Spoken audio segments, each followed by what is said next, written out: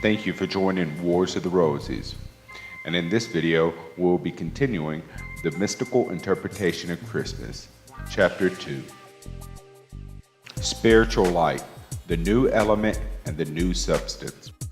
Last year, our correspondence course in Mystic Christianity was started with a lesson on Christmas from the cosmic point of view. It was explained that the summer and winter solstices, together with the vernal and fall equinoxes, form turning points in the life of the great earth spirit, as conception marks the commencement of the human spirit's descent into the earthly body, resulting in birth, which inaugurates the period of growth until maturity is reached. At that point, an epoch of mellowing and ripening has its inception, together with a decline of the physical energies which terminate in death. That event frees man from the trammels of matter and ushers in the season of spiritual metabolism, whereby our harvest of earthly experiences are transmuted to soul powers, talents, and tendencies to be put to usher in future lives, that we may grow more abundantly rich in such treasures and be found worthy as faithful stewards to fill greater and greater posts among the servants in the Father's house. This illustration rests upon the secure foundation of the great law of analogy, so tersely expressed in the Hermetic axiom, as above, so below. Upon this, the master key to all spiritual problems, we shall also depend for an open sesame to our lesson on Christmas this year, which we hope may correct, confirm, or complete previous views on the part of our students as each requires. The bodies originally crystallized in the terrible temperature of Lamera were too hot to contain sufficient moisture to allow the spirit free and unrestricted access to all parts of their anatomy, as it has at present by means of circulating blood. Later in early Atlantis, they had indeed blood, but it moved only with difficulty and would have dragged quickly because of the high internal temperature, save for the fact that an abundance of moisture was supplied by the watery atmosphere, which then prevailed. Inhalation of this solvent gradually lessened the heat and softened the body until a sufficient quantity of moisture could be retained within to allow of respiration in the comparatively dry atmosphere which later obtained. The earlier Atlantean bodies were of a grained and stringy substance, not unlike our present tendons, and also resembling wood. But in time, flesh-eating enabled man to assimilate sufficient albumin to build elastic tissue necessary for the formation of lungs and arteries, so as also to allow unrestricted circulation of the blood, such as now obtains in the human system. By the time these changes within and without had taken place, the grand and glorious seven-colored bow appeared in the rain-laden sky to mark the advent of the kingdom of man, where conditions were to be as varied as the hues into which its atmosphere refracted the unicolored light of the sun. Thus, the first appearance of the bow in the clouds marked the commencement of the Noachian age, with its altering seasons and periods of which Christmas is one. The conditions prevailing in this age are not permanent, however, any more than those of previous ages. The process of condensation, which transformed the fire fog of Lemuria into the dense, moist atmosphere of Atlantis, and later liquefied it into the water, which flooded the cavities of the earth and drove mankind into the highlands, is still going on. Both the atmosphere and our physiological conditions are changing, heralding to the seeing eye and the understanding mind the dawn of a new day upon the horizon of time, an age of unification called in the Bible the kingdom of God. The Bible does not leave us in doubt concerning the changes. Christ said that as it was in the days of Noah, So should it be in that day. Science and invention are both now finding conditions not previously met. It is a scientific fact that oxygen is being consumed at an alarming rate to feed the fires of industry. Forest fires are also drawing enormously upon our stock of this important element. Besides adding to the drying up process which the atmosphere is naturally undergoing, eminent scientists have pointed out that a day must come when the globe cannot sustain life, depending upon water and air for existence. Their ideas have not excited much anxiety, as the day they have named is so far in the future. But though the day be distant, the doom of Ariana is as inevitable as that of the flooded Atlantis.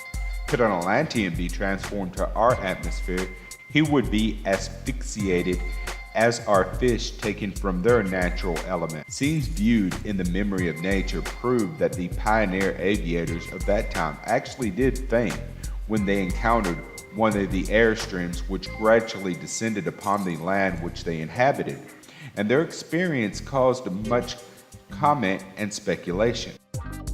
The aviators of today are already encountering the new element and experiencing asphyxiation, as did our Atlantean forebears, and for analogous reasons, they have encountered a new element descending from above, which will take the place of oxygen in our atmosphere. There is a new substance also entering the human frame, which will supersede albumin. Moreover, as the aviators of ancient Atlantis fainted and were prevented by descending air currents from entering Ariana, the promised land, prematurely, so will the new element baffle present-day aviators as well as mankind in general until all have learned to assimilate its material aspects. And as the Atlanteans, whose lungs were underdeveloped, perished in the flood, so will also the new age find some without the wedding garment, and therefore unfit to enter, until they shall have qualified at a later time. It is therefore of greatest importance to all to know about the new element and the new substance. The Bible and science combined furnish ample information upon the subject.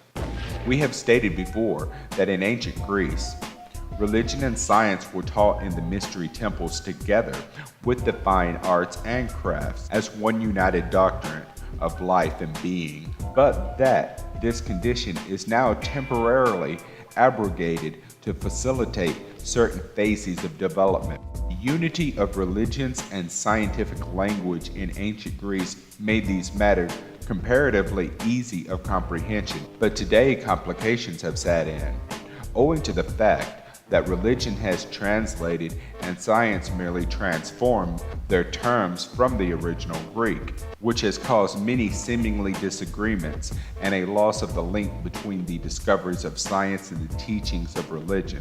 To arrive at the desired knowledge concerning physiological changes now going on in our system, we may call to mind the teachings of science that the frontal lobes of the brain are among the most recent developments of the human structure and make that organ in man enormously large proportionally than in any other creature. Now let us ask ourselves, is there in the brain any substance peculiar to that organ?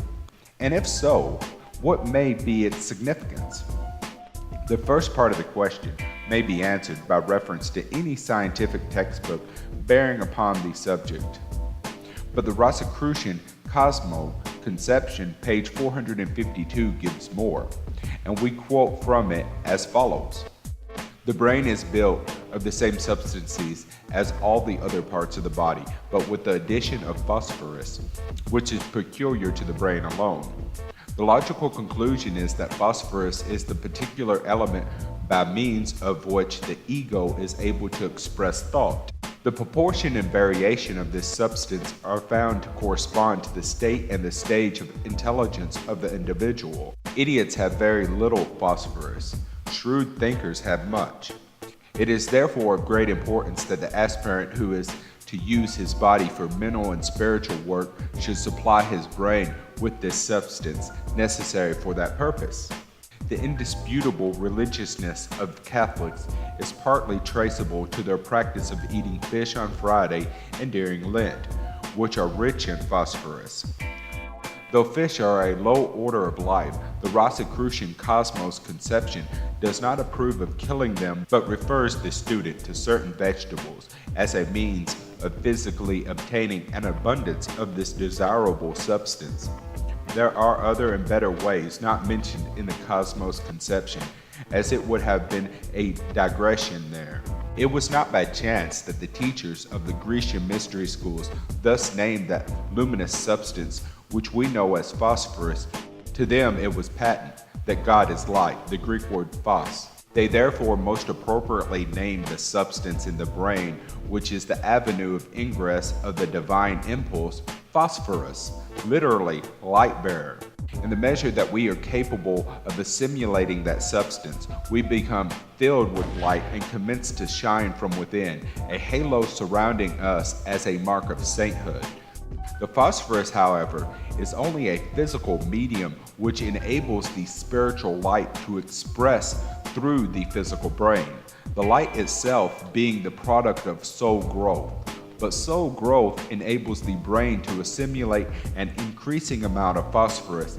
Hence, the method of acquiring this substance in large quantities is not by chemical metabolism, but by an alchemical process of soul growth, thoroughly explained by Christ in his discourse to Nicodemus.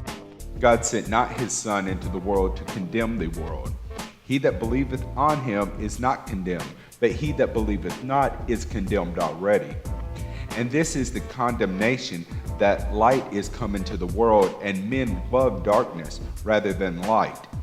For every one that doeth evil hateth the light, neither cometh to the light, lest his deeds should be reproved. But he that doeth truth cometh to the light, that his deeds may be manifest, that they are wrought of God.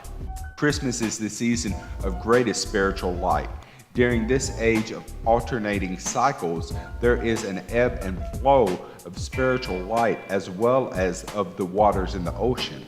The early Christian church marked the conception in the fall of the year, and to this day the event is celebrated in the Catholic Church when the great wave of spiritual life and light commences its descent into the earth. The flood tide is reached at Christmas, which is therefore truly the holy season of the year, the time when this spiritual light is most easily contacted and specialized by the aspirant through deeds of mercy, kindness, and love. Nor are opportunities lacking to even the poorest, for as so emphasized in the Rosicrucian teachings, serving counts more than financial assistance, which may be detriment to the recipient. For those, however, to whom much is given, much will be required. And if anyone has been blessed with an abundance of the world's goods, a careful dispensation of the same would necessarily accompany whatever physical service he may render. Let us further remember the words of Christ, "Inasmuch as ye have done it unto one of the least of these, my brethren, ye have done it unto me." Thus we shall follow him as burning and shining lights, showing the way to the new era. And that concludes chapter in the mystical interpretation of Christmas. Thank you for watching, and don't forget there is more information provided in the links below. And please don't forget to like, share, subscribe, and comment.